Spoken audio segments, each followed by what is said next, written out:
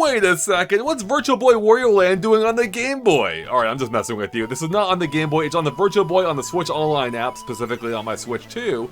And this is all thanks to a brand new filter they've added that lets you choose between 1 of 11 colors for your Virtual Boy games. It's a brand new feature, and it's super cool. So we are on the Game Boy filter, but they have a bunch of others. Let's go ahead and start off with the red style, the original red. This is what you had before. But now they've also added gray, green, blue, cyan, magenta, yellow, Game Boy style, which is what I was using, Game Boy Pocket style, which looks even better, I think, Game Boy Color style, Super Game Boy style, and again, back to the original red. So that's awesome, but how do you access it? Well, you may have seen me do it just now, but it's a little tricky, so you hold in the right stick. Hold it down, so it clicks, hold it for a second or so, it'll pop up this menu, and then just press X to bring up the change size / color option, then press L or R on your controller to cycle through them. So yeah, again, you can choose whichever one you want. Blue looks kind of cool, actually. Let's check out blue.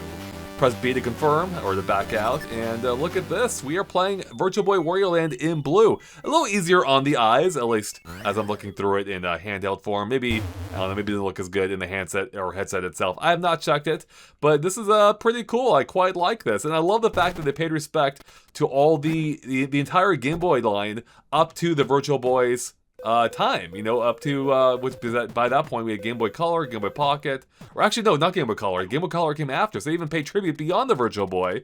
So yeah, pretty darn cool. I was gonna go back there and change the colors one more time. Real quick too, while we're on this menu, again with the right stick, you hold it in for a second or two. You may want to adjust, not the IP, actually you may want to adjust the IPD for your own eyes if you're playing in the Virtual Boy headset, but you may also want to change the screen size. I changed it to the max 1.3. I just find it looks even better when at a larger size, though it's not true to the original Virtual Boy, but now there's 1.0, it's still too big.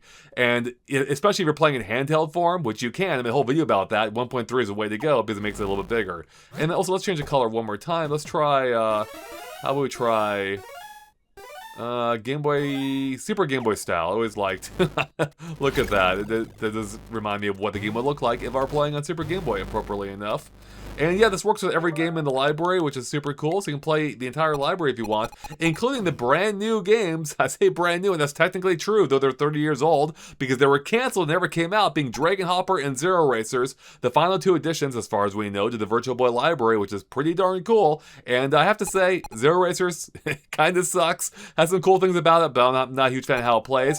Dragon Hopper, though, on the other hand, is kind of a secret banger. It's like a top-down platformer that, still, that's 3D, combined with, like, these dungeon elements from, like, Zelda almost, more in atmosphere than puzzle-wise, at least so far. But yeah, look at this. This is really cool. Like, you've got this awesome depth effect, and the platforming feels really good. You get new abilities to go through the game. I have 2 magic powers right now, but there seem to be plenty more. And yeah, just a really neat, unique game that I haven't seen before. It reminds me a bit of like Jumping Flash on the PlayStation combined with, again, Zelda, as I mentioned, and some Mario thrown in there too. It's awesome. It's all really good. I highly recommend this one. Zero Racers, not so much. I mean, I recommend trying it just for the sake of it, because for the history. Beyond that, not much more to say. With everyone, thank you for watching. Check out the new colors and games, and we'll catch you later. Bye, everyone.